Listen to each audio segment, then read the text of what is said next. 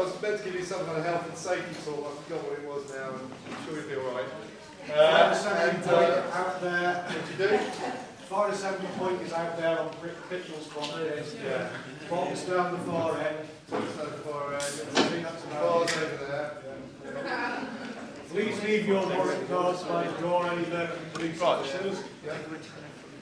What's that? Did everyone turn their phones off? Yeah, cool. Can you turn Off though, because otherwise I get loads of saying even if they get a If message. you turn your phones off, that'd be good. Thank you. Right, just first of all, I'm going to say the thank yous really quickly at the start, which is, first of all, thanks for coming. It's a strange time, 6 o'clock on Friday night, but we seem to have done all right, so that's good. The second thing is to say thank you to the Bristol Wireless Project, who are based here at St William's Community Centre. Woodsy and Adam helped organise this meeting. Also to the Bristol Actors Book Fair Collective, who also collaborated, Steve and people.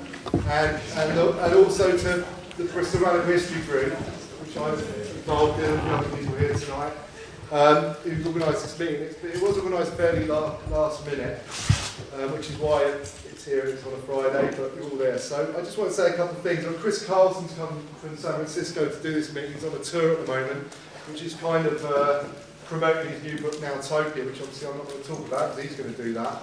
But I just want to say a few things about Chris. And I've only met Chris today for the first time, but I've known about him since probably about 1983, I reckon.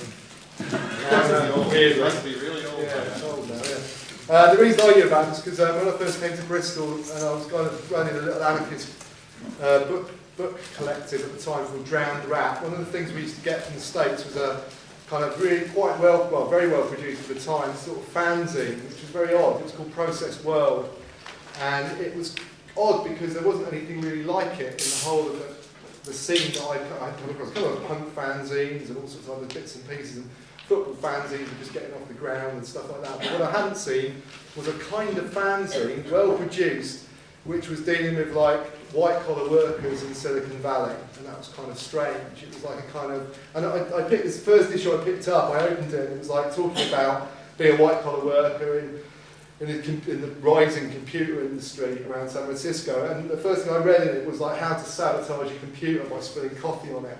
Like, you should always put sugar in your coffee because that really fucks your computer up. So I was kind of, I remember reading it thinking, oh, this is interesting, it's not what I expected. And over the years, you know, we certainly rated Process World as a really interesting and useful thing for white-collar workers, certainly, and a new area of resistance to work, and also it contained all sorts of stuff in it. It wasn't just limited to like articles about work and capitalism, the relationship of white-collar workers under capitalism. Also, it brought in all sorts of other stuff. It linked in with the punk scene, it linked in with like poets and all sorts of other stuff. So they weren't limited by just having a series of political articles. And I think that's kind of characterised what Chris has been up to for the last few years. Because then I come across him in Mexico again in 2001 or 2002, when one of the activists down there, I was working with in the Zapatista communities, one of the activists turned up from San Francisco with this little CD, which he gave me and said, oh, you should have a look at this, oh, you're into history and stuff. And gave me this CD, which was called Shaping San Francisco. Put the CD in the computer, and it appeared to be like kind of a radical history of San Francisco CD. In those days CDs were pretty early, I think, anyway, for CDs. Well, you know what they were, I don't think. But anyway, it's quite amazing. It's a radical history project that Chris was involved in, which was looking into radical history of San Francisco, labour struggles right through to gay struggles in the 1970s, punk, music, fashion, race, all sorts of stuff, brought together into this like multimedia experience. And it certainly influenced me at the time. I thought, oh yeah, we should do something like that in Bristol. And that's partly one of the influences that created the Bristol Radical History Group. I'm going to shut up now and go to Chris. Thank you.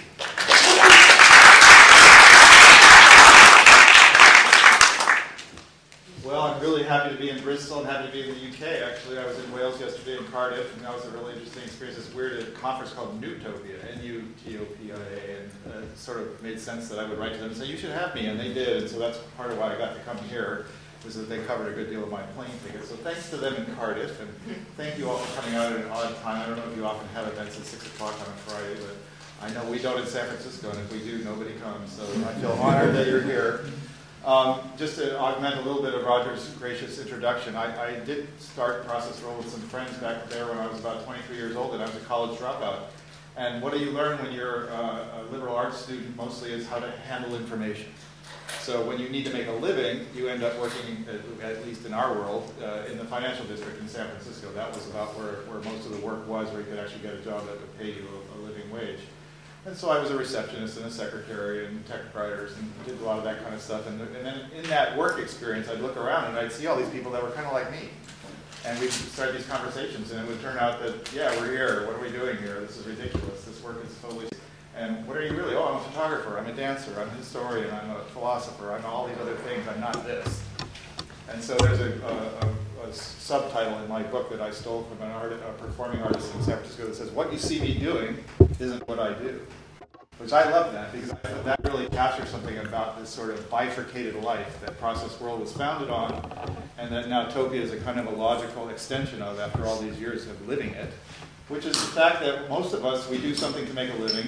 If we think about it very long and hard, it's not something that makes us very happy. It's mostly something that we feel oppressed by and are doing our best to survive. But often the case these days is that it's not even a steady occupation. It's just something we do for a little while, and then we do something else. And a lot of us have learned that we have to have 4 or 5, 6 things in the fire in order to make ends meet. And what we really do is we work really hard when we're not at work, because we have these other things that we do that we really care about and that are really important to us and that are actually where we finally are fully engaged in the possibilities of reinventing our lives.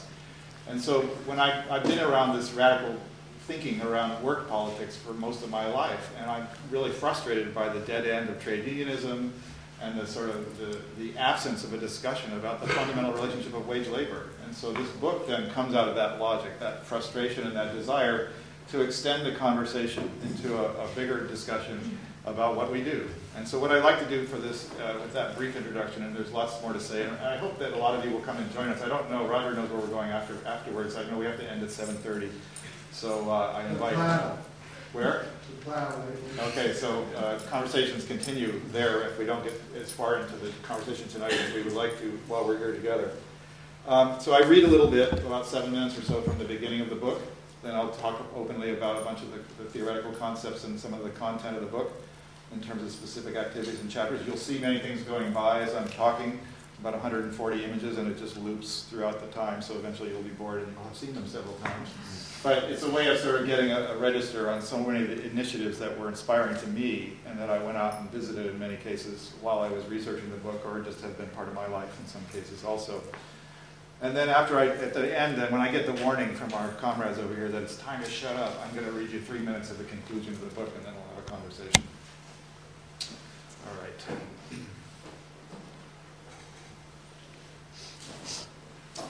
I reached adulthood in a society bent on obscuring and denying class. But most of my life, it strongly reinforced my sense that I live in a world not of my own making, and not under the control of anyone I knew. I don't conceive of classes changing with every $10,000 or pounds of more or less income. I share the skepticism of many people towards anyone who wants to draw edges too clearly around a given class schematic. Nevertheless, as a way of analyzing power relations in society, I find class indispensable. In analyzing work as a broad category of human life, class is a crucial component. Somehow, the system under which we live keeps expanding, keeps using the energy and goodwill we bring to our work lives to make a world quite different than one any of us would choose freely. How is it that so many of us go to work with the best of intentions, and yet find our efforts contributing to a world that is brutalizing so many? The vast majority of us have to sell ourselves to a paid job in order to survive, and it is precisely at that point of sale that we relinquish control over our lives. Once sold, hired, we must do as we are told, and if we don't, we're likely to be fired and cut off from the income on which we depend.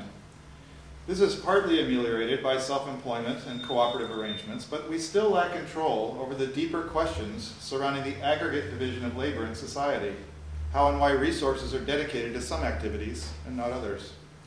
The day-to-day loss of power embedded in the wage relation is the starting point of class division. But it has become more confusing and opaque with the expansion of the social factory, a system of capitalist reproduction in which almost anything we do can be a source of someone else's profits and a reinforcement of our own alienation and powerlessness. In a society that perpetually celebrates itself as democratic, public discussion about our greatest public secret, work, is rarely heard. There isn't any public control over the fundamental decisions that shape our lives, whether it be what work is done, how work is done, who we will work with, or more broadly, the nature of scientific research, the types of technologies we might choose or refuse, depending on a public airing of the consequences of various choices, and so on. It is in this deep separation that class arises, the separation of most of us from the world we reproduce with our shared labor.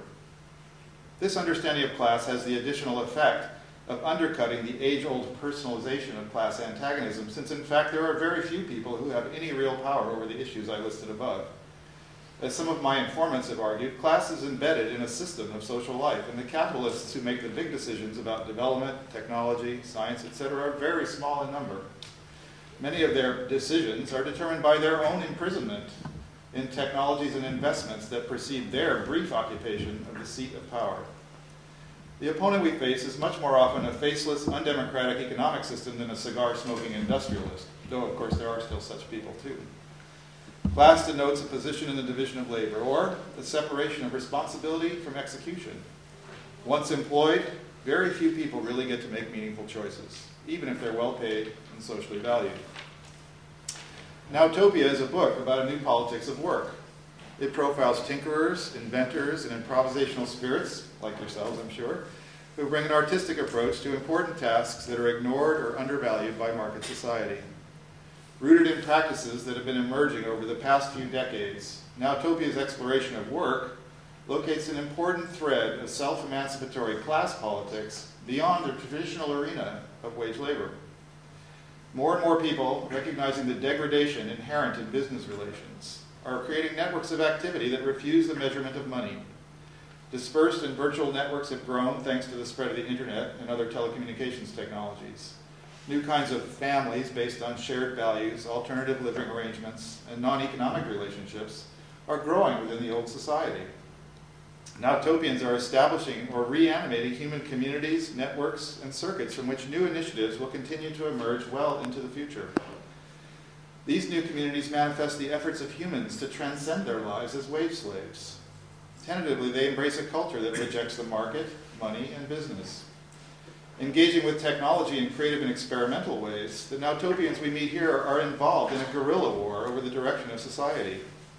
In myriad behaviors, people are appropriating their time and technological know-how from the market, and in small, invisible ways are making life better right now.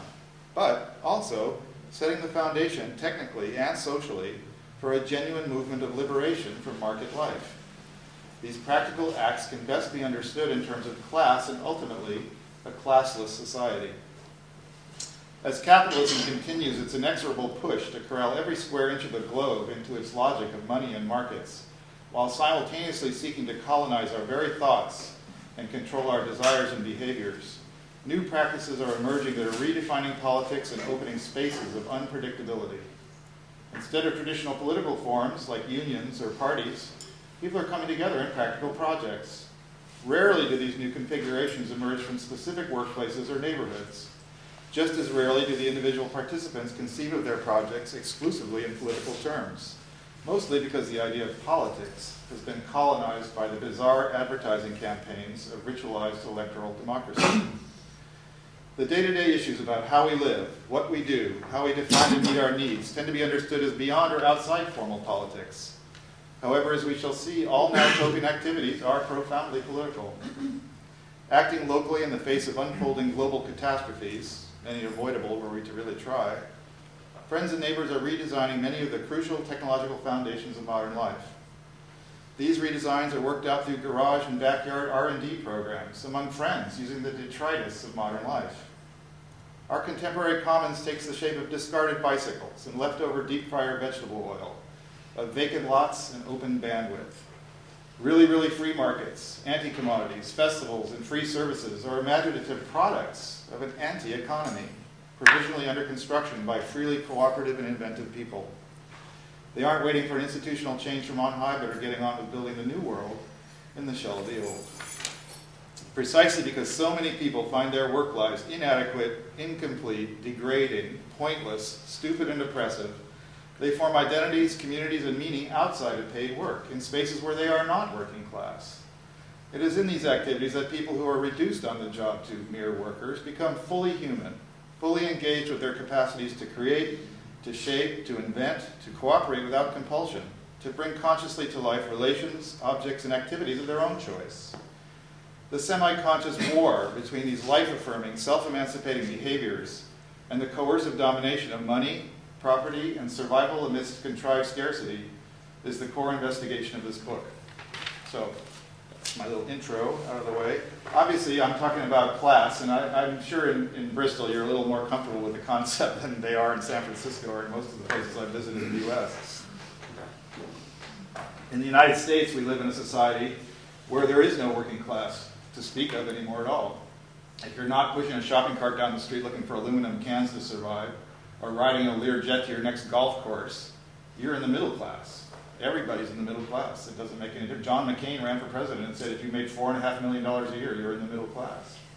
So there's this weird amorphous category that's been a sort of successful marketing campaign by modern capitalism in the U.S., which has tried to export here and elsewhere, in which you no longer see yourself fundamentally as somebody who works and does things and produces things, but as somebody who buys things. And it's a very important shift that has really affected life in the United States more than anywhere else. But I'm using class in a way I don't really care. I just want to point that out. It's not my mission to come around and say, you must understand you're a worker and you should identify as the working class. I could care less. But it's important to look at a sort of broader analytical framework to make sense of the world. How do we understand the world that we're in? And it's because we go out and reproduce it every day, all of us together, in some grand scheme of things that we have basically no control over. And so when I look at class, I like this concept that came out of the Italian autonomous movement of class composition. And so if you take, for instance, any given moment, a snapshot of the whole apparatus of reproduction of everyday life, there's all these different ways that we do things, right? There's all these machines out there, there's all these roads and schools and hospitals and airports, et cetera, et cetera. And in all those places, all of these people, the whole population of the Earth is working. And so this is taken very broadly, the technical composition of the working class at a given moment in time. Now, within that broad experience in which there are countless different specific experiences going on, there's also the social composition of the class, which is the places where we make our connections with each other on our own agendas. And so recently, the union movement obviously is in a state of serious decline for lots of different reasons, which we will go over a little bit as I talk. But it's interesting to look at the ways that we figured out in this in-process world, as Roger was highlighting. There were some ideas about other ways we start to figure out how to resist. Sabotage was one of them, pretty limited. But a common thing that I'm sure all of you participated in is time theft. I mean, basically, you're on the job and you need to do something else. You need to call your kid or your mother, or you need to have a break and take a mental space, or you need to write your book, or who knows what. And we've all done a million different things on jobs, and we've gotten help from people that we work with to get that space. So there's this way that the social composition of the class gives us space and allows us to establish some sort of autonomy and some sort of space for our own humanity in the context of a rather deadening and highly exploitative and extremely over-managed daily life on the job. And so what I'm arguing then is that there's this composition, the social composition runs into the technical composition, and it causes a crisis occasionally in the logic. There's other things that cause capitalist crisis besides this, but this is one of the pieces that often gets overlooked, is that as we create space for ourselves, as we resist and engage in other activities that are not narrowly economically efficient, we actually erode the profitability of capital. And they get that. And so every once in a while, when the thing really hits the fan, as we are in that moment again right now, and happened 45 years ago in the late 60s and early 70s, the last time profitability really broke down, it sets off a wave of restructuring and redesigning how we live. And what we see from the 60s onwards is the social upheavals that happened in the late 60s and early 70s that really threatened the system broadly and led to a real crisis of profitability. Then Nixon had to break from the gold standard in the United States and give the dollar off the gold. Really early in the 70s, I remember I was in high school, and all of a sudden there was these giant lines of cars outside the gas station across from my high school. They were all going to buy gas, which was suddenly in short supply. Ha ha. And guess what happened is the price doubled during that time too. And it was a shock to have to go from what we were paying 35 cents a gallon to 70 cents a gallon for gas. Like, oh my God, who's doing this? The Arabs, blame it on the Arabs. But it wasn't. It was obviously a process of the class struggle in which the owners had decided we need to reimpose austerity and fear on everybody who's doing all the work, and let's drastically raise the price of energy and really impress them that they don't have any control of the conditions of their lives. This is just two pieces of the beginning of that process. You go through the 70s, you have the deindustrialization of the middle of the United States, of many parts of Europe, this whole rise of the Rust Belt, the restructuring of production, so we get to Toyotaism and just-in-time production begins to move around the planet. The rise of the container is, of course, a key technological element in that process. So you go down the road, okay? I don't want to belabor this too long because it gets to be a long political economic lecture, which I know you didn't come for. But in any case, to get a sense of how we got to where we are. So you have this process of radical restructuring. What that's done is it's radically atomized our lives. In the United States, people are super atomized. They don't know the people they work with. I can't speak to your condition here as well, but I suspect it's very similar. You work in a job, you're there for a year, you're there for 2 years, other people come in, they go, nobody's got any lasting relationships. You don't trust each other because you don't know each other. How could you? You know, it's not possible. Same thing happens residentially. In the United States, really dramatically. Nobody lives in the same place very long. They're constantly in motion. Moving, always everywhere else. And you don't know your neighbors. And if you know them, you don't talk to them. And so there's this crazy life that's developed in which we all are really cut off from each other, even to the point that the people who we're good friends with, we don't have time for. So nowadays, and you probably have this experience, it takes 3 emails and 5 phone calls to find 5 minutes to meet somebody for a cup of tea. How did we get like that? That's a social decision. And we didn't participate in that decision, but our lives have been radically sped up as part of the outcome of this radical restructuring of global production. So what I'm arguing in Nowtopia broadly, and obviously it's more, everything I say has to be simplified for the sake of a public oration, but the basic argument is that at this moment in history, we're at a turning point where we've gone through the period of radical decomposition of the working class. The structures of life that we once knew, the ways we had come together and found ways to resist and fight and struggle and make a better life for ourselves, broke down and have been, through a counterattack by capital, really restructured to the point that those old levers don't work. You can push the lever, nothing happens. And so now we're trying to reinvent how to resist, how to actually go beyond resistance and invent a new life. That's what I'm arguing. And that it's in these activities outside of wage labor. Because if you wait for capital to take the initiative, that's just reinforcing the problem. But what's going on is a ton of people, without thinking about it very much, are going outside of that logic and doing it themselves and inventing these new ways of doing things. And then they don't think about them that much as a big political act. It's a very mundane. I'm growing tomatoes. Don't bother me. I'm fixing my bike. I'm getting together with some friends. We're doing this stuff. And that's really great. It's a sort of limited but very important first step of essentially reinventing our own relationship to the technosphere and then engaging in it as a social process in which we systematically start to share those skills and share that sensibility. So the DIY phenomenon comes into great scrutiny in my book. All of the things that I talk about, whether it's gardening or bicycling or the biofuels movement or the free software movement, all of them have elements of DIY in the middle. And I was actually usefully corrected in LA recently. Somebody said, it's not DIY, it's DDIY. Don't do it yourself, do it together. Which I thought that was a really nice improvement on it because I'm very into the culture of DIY as a social experience, not as an individual experience. Because, of course, capitalism, first of all, DIY goes way before capitalism. We always did it ourselves, right? That's how humans lived. And then capitalism found this DIY phenomenon in the last few decades pretty useful. So suddenly there's automated teller machines everywhere. There's pump your own gas in the gas station. There's the Home Depots and all these kind of stores where you go and buy all this tools and hardware and stuff that you really can't use and don't need them. But you buy them all because you're supposed to do it yourself. So there's a way in which all this impulse has been thoroughly co-opted also. But in these subcultures, there's a different kind of logic there prevailing. And what I want to flag on that is that there's a deeper political logic that we can also see if we stop and look. Back in that same period, late 60s and early 70s in the United States, it was still illegal to get an abortion in those days. And a lot of women became very concerned about their own health because the health system as it had evolved in the United States wasn't meeting their needs at all. Not meeting their needs today either, but that's an additional part of the problem, and not meeting my needs either, for that matter. But in the case of women's health care, there was this rise of doing it themselves. And so you had women's affinity groups come together and start to learn and teach themselves about female physiology, female reproductive health, etc. And it led to this Bible of the movement, Our Bodies, Ourselves, that is in this 179th edition or whatever it is right now. And there are a whole series of women's health clinics all over the United States that grew out of this impulse of refusing the expertise as it was provided by the men in lab coats, saying, we know what's best for you, just shut up and take these pills. And all these women go, no, wait a minute, you don't know what you're talking about, we're going to figure it out for ourselves, and they did. And there's a whole really meaningful medical alternative for women out there in the United States. I assume that might have had an impact here as well. It definitely demonopolized medical expertise in the United States. We now have a tremendous proliferation of alternative therapies and medical treatments available on a kind of grassroots, very marketized basis, but nevertheless, at least it's out there.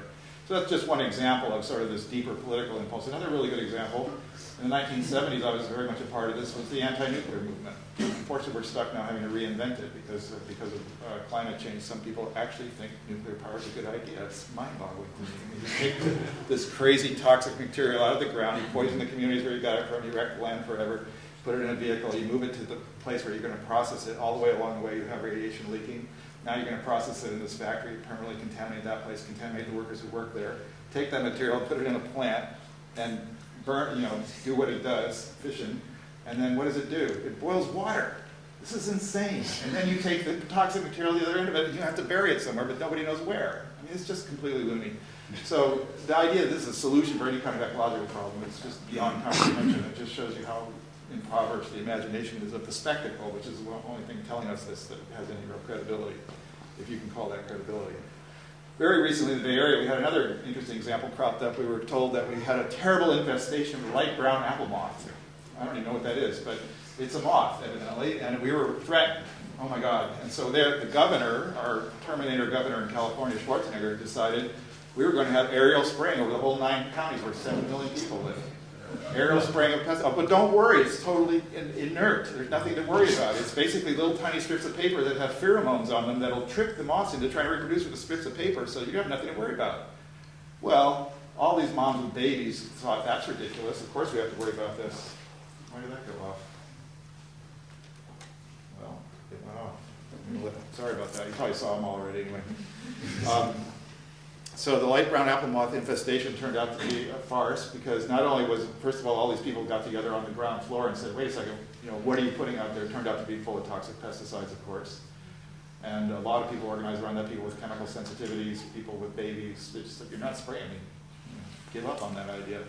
And then these entomologists at UC Davis, which is our big ag school in California, basically broke with their professionalism and decided to speak up. Because good professionalism means you don't speak up. You just do your job, your narrow little job, and you produce the results. And you have no say politically or socially about what the results are or what the meaning of your work is.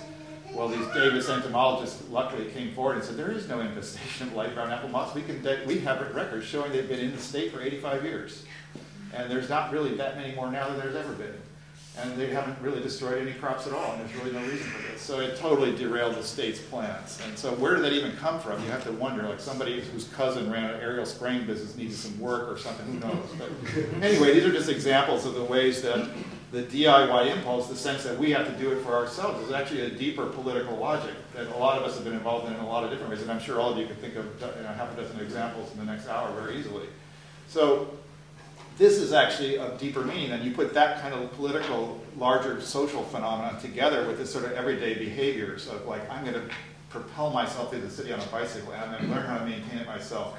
I'm going to start growing my own food in community gardens, and I'm going to meet my neighbors, and I'm going to know them, and we're going to actually start transforming the urban environment, and I'm going to have a direct relationship with the local ecology and local water supplies. These are really important things when you put them all together, because what it actually gets you to is this notion that you'll recall I mentioned this vast apparatus of everyday life that we live under, which Marx called, if I can use that name here, the general intellect. That is to say, the entire body of the production of human society for all of time. And we all are producers of it and, in some respects, cogs in it, and have very little say over its shape or its direction. And really, there's never been a movement that made it its own goal is to challenge the direction of the general intellect. But if you look at these elements, it starts to be that's what it is, because we're actually challenging the direction of technology. We're challenging the direction of what kind of relationship we're going to have to machinery, to the reproduction of life. Are we going to have food coming from Tesco, or are we going to have it coming from the local farmer's market? All these kinds of decisions taken in isolation, so that's sort of nice, but it's just nice. It's not so interesting. But when you start putting it in this larger logic, it gets really interesting. And you start thinking there's something much bigger at stake, something much bigger afoot. Now I'm going to go even one step further. I have a chapter in the book. It's called Contesting the Evolution of Science. And it's really a chapter that started out being the chapter on permaculture. So I'm sure, I know some of you here are involved with permaculture, so you know what it is. Permanent agriculture is the neologism that gave rise to permaculture. Started in Australia, it was coined down there back in the 70s, and it's really spread far and wide. And it's one of these interesting fields of science, and it's a design science more than anything else. It says we should live in harmony with nature. That these sort of principles of permaculture that you see everything as a cycle, a full system. There is no external that you can throw the garbage away into. You have to figure out how to use everything that's involved in a full loop. Looking at the margins where the edges meet is really fruitful because that's where a lot of really rich things happen, both ecologically and socially. There's a number of other principles that are appendix in my book. You can find a lot of this stuff online. But the idea here that is interesting for me is that I was actually researching this thing, and I came upon a very interesting book called The Body of the Artisan by a woman named Pamela H. Smith, in which she goes back to look at the origins of science prior to what we normally attributed to being Bacon and Boyle and those guys in the early 1500s. And she goes, no, if you look back 100 years earlier than that, you get Palissy and Da Vinci and Dore, these what we call artists, who saw themselves as engaged in a public debate about the shape of natural philosophy, which is the precursor to what we call science today. And they didn't want to just go with the old Aristotelian categories anymore. They were rethinking it. And what did they do? They engaged with the process of reproducing perfect images of human anatomy. How did it actually work that the body was structured? Where were the muscles and the veins and everything in very precise detail? What was a plant? How did it look? Could you actually draw a perfect rendition? This never happened before in history. So these people weren't drawing these things because they wanted to make pretty pictures and sell them to art patrons. That was not what was going on there. They were engaged in a public debate about the shape of the world we were in and how we can best understand it and live in it. And if you talk to these guys, there was a guy named Paracelsus, some of you may have heard of, who was a pretty famous alchemist at the time. And he, along with these other folks, they had a vision of life, which is that it was all connected. It was one big life force, and everything was a piece of that. Now, if any of you have done any hallucinogens, you know that's true.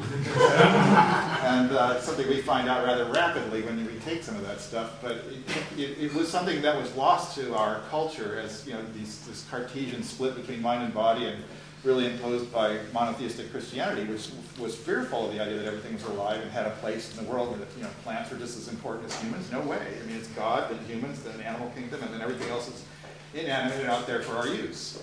And so that happened really early in the 1500s, and then from then on, the way science evolved was towards this whole mechanistic view of the world, and that's what we ended up with. But it's interesting to think that we go 400 years into the future, into our time, and once again, we get it. Everything is connected. There is no outside that's dead that we can somehow just treat as garbage or as just elements for us to manipulate without consequences. I mean, we do that anyway. We still do it every day, but there are severe consequences for this. And so the language that they used back in that time was they were reading the book of nature. You go and read permacultural literature today, what are they doing? They are reading the book of nature and trying to figure out how can we restructure our lives so that we're not working against the logic of nature, but with it. And that we could actually reduce our workloads if we were structuring our production systems of the things we actually need, like food and shelter and comfort and everything else, in harmony with how nature is already functioning instead of trying to overcome it all the time. So I found this stuff really exciting when I first read that, and I think it's part of what makes it so resonant is that we're actually kind of reconnecting to a historical thread that was lost to us for a very long time. And so what that leads me to argue, rather going out on a limb here, is that we're living in this moment in history, which is so hard to see when you're in the middle of it, through an epistemological shift. Epistemology referring to how we know what we know.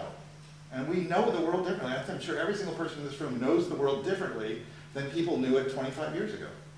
I mean, you get that there's this connection, that we're living through climate change, that the world is falling apart and going to hell in a handbasket, and we've got to do something right away. There's no time to waste. We've got to start shifting how we live on Earth. And it's a common sensibility. You would never know it if you look at these idiots who met in London the last couple of days. You would never know it if you just watch the news all day long. There's no sense of this deeper shift that's required, and that a lot of us are actually already engaged in relatively small ways, admittedly, because it's difficult as an individual to just pull yourself out of the world we're in. We have to make a living, we have to make all these compromises. It's not a moral failure, it's just true. And how do we begin to shift it? It's going to be a collective process, not an individual one. But in the moment, a lot of us individually are doing what we can do and are beginning these kinds of conversations that lead to this larger sensibility that is shifting what we know and how we know it. And I think that's really exciting when you start thinking about it in that light.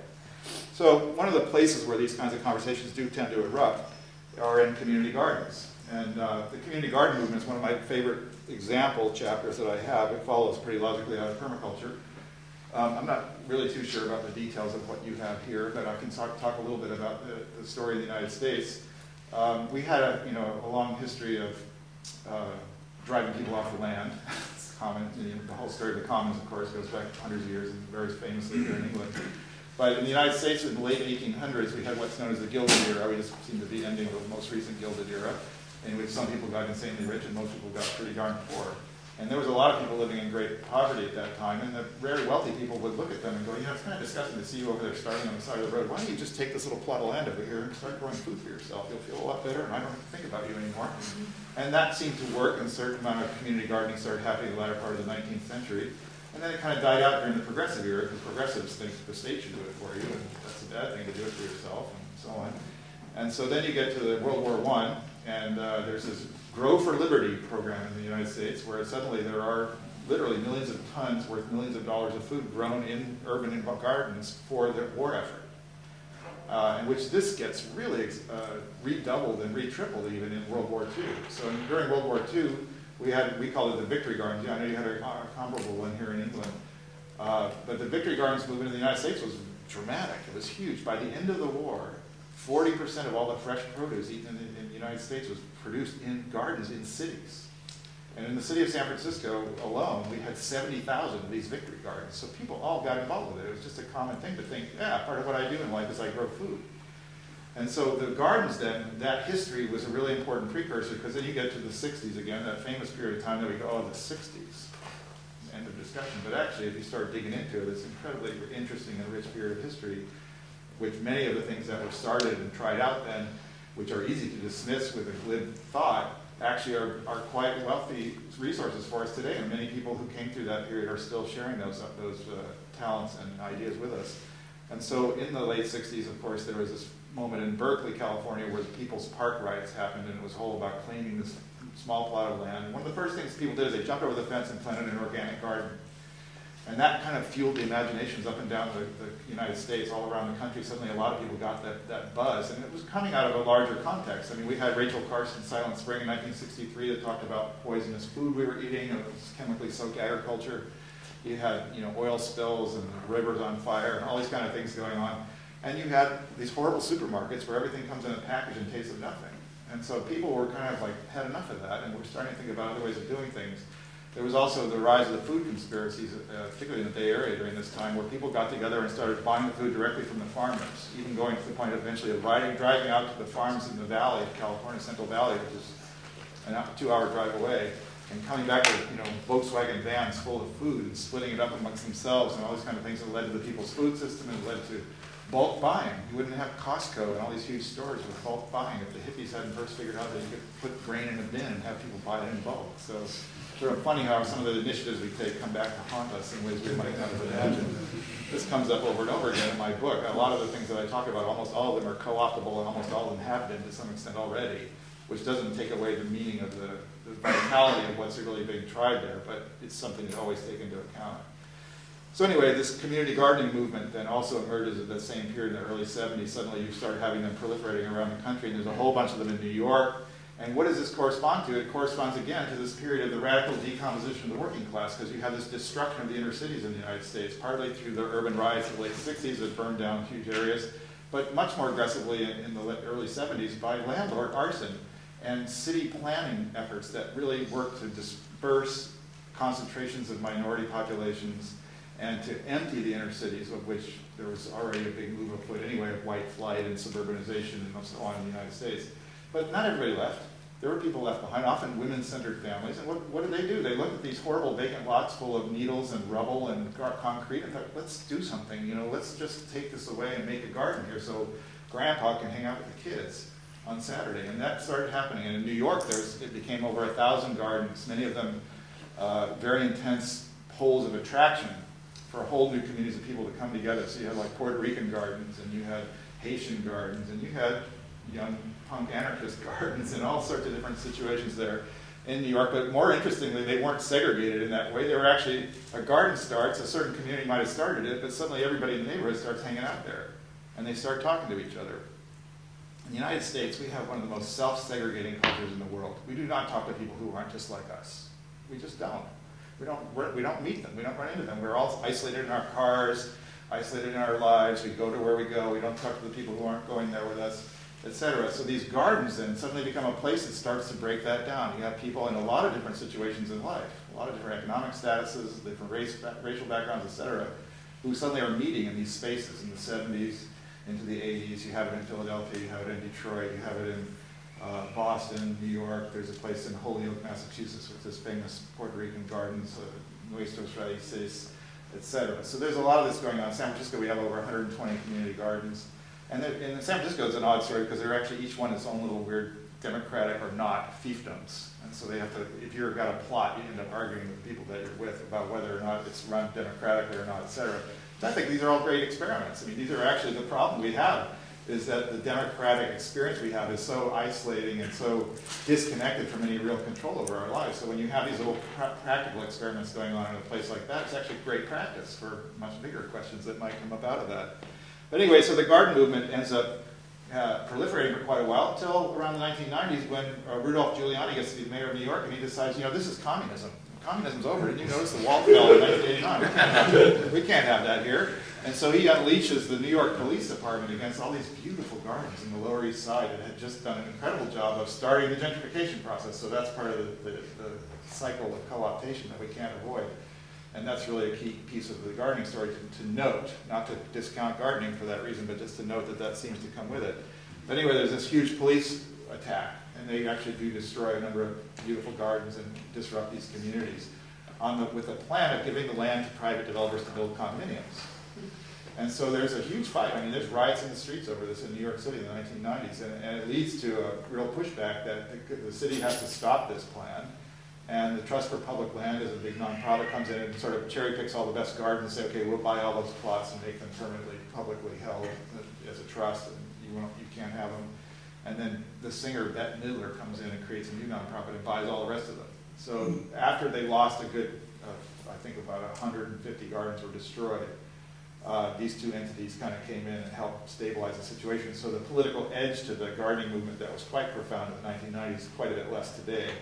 But on the other hand, it's an amazing, beautiful, proliferating phenomenon. You go to New York and wander around in Brooklyn or Bronx and even in Manhattan, there's just this ton of beautiful gardens. And you now have the rise of urban agriculture in those gardens, and people are growing lots and lots of food all over the place. You have the same thing in Detroit, the Detroit Agricultural Network. You can actually, for one form page from the city government, you can get dozens of acres given to you because the whole middle of the city is empty and it's going back to pasture. And they're growing tons of food. So there's a food security issue for people who are poor that live in the inner cities. There's a community building phenomenon where people get to know each other and meet each other. There's a reconnection to your local ecology that comes out of this experience where you start to think about water and sunlight and all these kinds of things. So there's something really rich about that whole experience. Now the contestation over public space and public land, one of the big problems for these folks is they get in there and they do all this work, it's sweat equity, they build these beautiful oases, thinking this is our new commons. And of course they're going to think that because that's what they're engaged in making it. But unfortunately, it's still owned by somebody. Sometimes the city, sometimes by private owners. And so recently there was one in South Central Los Angeles with 300 families living off the food, mostly immigrant families from Mexico and El Salvador. And this guy who owned the land comes back and says, oh, I want it back. And he actually gets the sheriff to come in, the sheriff's department with all these troops, and they bulldoze this beautiful, huge farm and destroyed it. And so this is the whammy, the hidden problem, is that the issue with gardening and creating these new commons, it's fantastic. What an initiative, what a rich experience. If you don't pay attention to the property relations and the horrible institution of private property which underlies our use of land, you're not going to win. You're not going to get there. So there's this one more step involved in this transformation of urban space. Now there's another movement that you saw go by a lot of pictures of that's been involved in similar contestation of urban space, but with a different approach to it, which is mobility, the bicyclists. And I call it the outlaw bicycling subculture in the book. I've been very involved in critical mass since the early days in San Francisco, so I've sort of been around this conversation and these thoughts for a long time. But what I found so fascinating as I went down the road looking at it, I'd already kind of given a lot of thought to the magic of critical mass if you haven't been in it.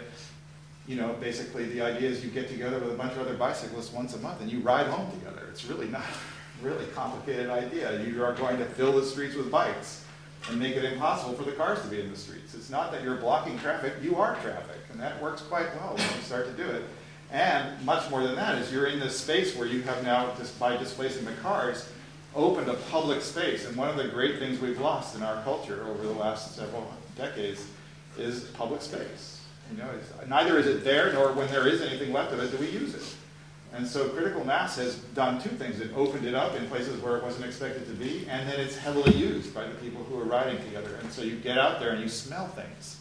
And you hear the city so differently because there's no internal combustion. You just hear bells and talking and little bits of music, and you talk to strangers. You make new friends. You don't know what you're going to, the person next to you might be the person you're going to spend the rest of your life with. You don't know. And there's countless connections that have grown out of this and countless new initiatives. One of the interesting things that I saw as I started researching my chapter was the proliferation of other kinds of bike rides. So in LA, they have the Midnight Riders. They have all these like Tour de Tamale. We do bicycle history tours in San Francisco. You have all kinds of recreational and quasi-political rides going on all over the place. Then you have the rise of the DIY bike shop. And now this is an interesting phenomenon because you have them in Italy. They've got a ton of them. They call them Ciclo Officine there. They have them in Brazil now. And what they are is like you go there, if I'm, old fat white geezer like me, my bike is broken, I go to the door, hey, my bike is broken, will you fix it for me? And they look at me and go, no, we don't fix bikes, man. But we'll show you how to fix it. Come on in and we'll show you. And here's the tools and here's the parts. And if you can make a donation, lovely. And we're all volunteers here and we'll share skills with you and we're happy to do it. And so this is a space that opens up that's very deliberately anti-commodity. It's not the commodity form at all. People are involved in appropriating the waste stream because people have this weird habit of throwing bicycles away and perfectly useful ones that can be easily used. And then repurposing them, making them available to people. A lot of times they do mentoring, they do these earn a bike programs with kids, which of course is a little bit complicated because you're teaching kids who are kind of in a radical state of mind sometimes that they have to earn things through work, which maybe is not the most important value to instill all the time. But for kids who have no options ever to do anything like that and learn anything about how they can improve themselves through their own activity, it's actually been quite a rich experience. So again, nothing that I'm going to talk about is not complicated. It's always complicated and full of contradictions. That's just how it goes. But the bicycling movement has led to this fantastic opportunity where you can start to see the recomposition of the working class. Again, broadly understood, I consider all of us to be in the working class. Some people would say, oh no, if you're there, it makes all the difference. And I don't think so. I think the fact is that our common experience is we reproduce this crazy world with our labor. Wherever it is we enter that picture. Some of us make a lot of money, some of us hardly make any, and that's a different experience and worth paying attention to. But the overarching underlying truth that we all have to live with is that we're all part of the system and we're all involved in reproducing something over which we have no control. So when we're out doing something like this instead, in a DIY bike shop, we actually have all the control at that moment.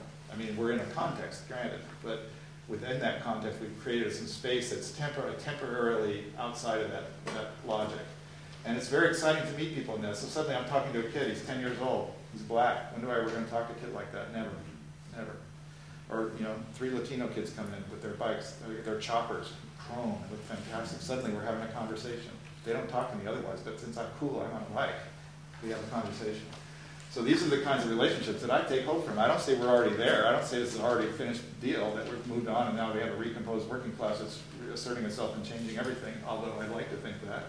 But no, but these are the places where you can start to see it coming. Because what do we do? What do we need more than anything else is to have relationships where we start to know each other again, and start to trust each other, and start to have a way to have the real arguments about how could life be? Why is it like this? This is a mess. Let's make it different, because life could be way better than this. Which actually is a point that I like to raise in general anyway, with everybody who considers himself to be a political radical, is how impoverished our conversations are about how much better life could be. We spend a lot of time complaining about how screwed up it is, and it is. But we're not going to really convince people who don't share those values to join us if we can't convince them that life gets way better if you come with us. We got an idea about how much richer it could be, and you should really get involved with that conversation and see where people get inspired to join you. I'm looking at the clock and seeing that I'm going to, there's the 5-minute warning. So that means you're not going to hear me talk about biofuels, software, or Burning Man. Well, let me do the Burning Man really fast, and then I'll do the conclusion. Burning Man, you might wonder, why is Burning Man in this? Does everybody know what Burning Man is? Anybody that's never heard of it? It's this huge festival in the desert in Nevada. It's a place that costs a lot of money to go now. It's like as contradictory as it can be for the purposes of my discussion in my book.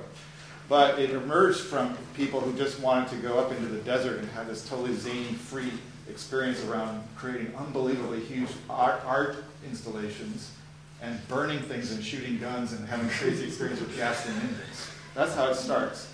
But it's evolved over time, and it's become the third largest city in Nevada while it's happening at the end of August and early September every year. And you go out there. I went out there twice. First just to say, well, okay, I'll check it out. I was never wanting to go. I don't care about burning things. I find it very boring. But my friends who started it kept saying, you got to come, you got to come. It's really amazing. So I finally went out there, and I saw it. It's really amazing. It's just like weird DIY working class World's Fair. That's what I called it at the time. I was just like, man, it's like Las Vegas out here. It's all these neon lights. Where does it all come from? People bring everything there. Nothing is there when you get there, and everything comes. So the second year I went, in the United States we have the dry cleaners around with these strange signs in the windows that say 1 hour martinizing. I never knew what that was. I still don't really know what it is. But I put a sign on my hat that said 1 hour scrutinizing. And so everybody came running up, because if you go to Burning Man, you have to bring something. You need to give something away while you're there. It's this huge gift economy. Everything's about no money exchanges hands. You just go up there and you have to bring something to share. So I brought this sign that said 1 hour scrutinizing. And people were, I want to be scrutinized, I want to be scrutinized. And, well, okay, would you like light scrutiny or heavy scrutiny? And if they said heavy scrutiny, they had to sit down and do a 45-minute interview where I would ask them all these questions about class and community and how hard do they work all year long to get there and spend, how much money are they spending, and what's their relationship with technology when they're on the job, and how does that change when they're at Burning Man where everything is being repurposed and reappropriated and changed. And it was just fascinating to do all that stuff. But just the highlight part of it for me at the time was to talk about, they talk about community, and then I'd ask them, well, what does the word class mean to you? And I'd get all kinds of different answers for that. Like, oh, it's like when you're in school, or, it's when you're really cool walking down the street with class, or, maybe it's different amounts of money in your life, etc. And then I'd say, well, do you identify with the label working class or the label middle class or neither or both? And I get a lot of different answers to that. It was not a consistent response at all. But the interesting thing was the body language. People would just kind of go, I don't know, I'm not sure, I don't really like to talk about that. My dad was a postman, my mom's a doctor, I'm not sure, we used to be a lawyer, now I drive a cab. I guess I'm a middle class person who wants to be working class. Or some other variation on the theme. And it was just all these different things, but it was just this profound experience of discomfort to talk about class. It was really curious. And then I would say, well, okay, fine. Do you think there's a ruling class? And every single person immediately, yes, without the slightest hesitation. So what that said to me is that Americans, for all their amnesia and confusion, understand that they live in a class society, and they know they're not running it. Somebody else is. But where are they in it? Who knows? Are they even in one? They're kind of like, whoa, I'm not sure where I belong here. So Burning Man was a very interesting experience. But the other thing that I would ask people, I was like, how important is the commerce-free environment for you? And I had people doing things like being handymen, working in veterinary hospitals for $8,000 a year, part-time, high-end programmers making $100,000 a year, all these different kind of people that are all there mixed together. And what they really liked was that nobody could tell where they were from or what they were like in their normal lives, because you could totally transform it, sort of a Mardi Gras experience. And then this question of the commerce-free life, so many people said to me, I wish I could live like this all year long. So really what Burning Man offers you is a Disneyland-like experience, completely fake. It's expensive to go, don't be fooled. But once you're there, you're outside of the logic of that exchange. You finally have escaped briefly into this fake moment that's a really interesting experiment to taste and see what it would be like to live in a world of generalized abundance with enough of everything for everybody, and you don't have to worry because you'll be taken care of. And all you have to do is be open and sharing. And everybody's going to greet you with a great deal of warmth and excitement. And that's a pretty cool thing to experience. So I recommend it for that reason. I don't recommend it because it costs so much and all those other things. All right, let me wrap it up really quick. Take a quick drink.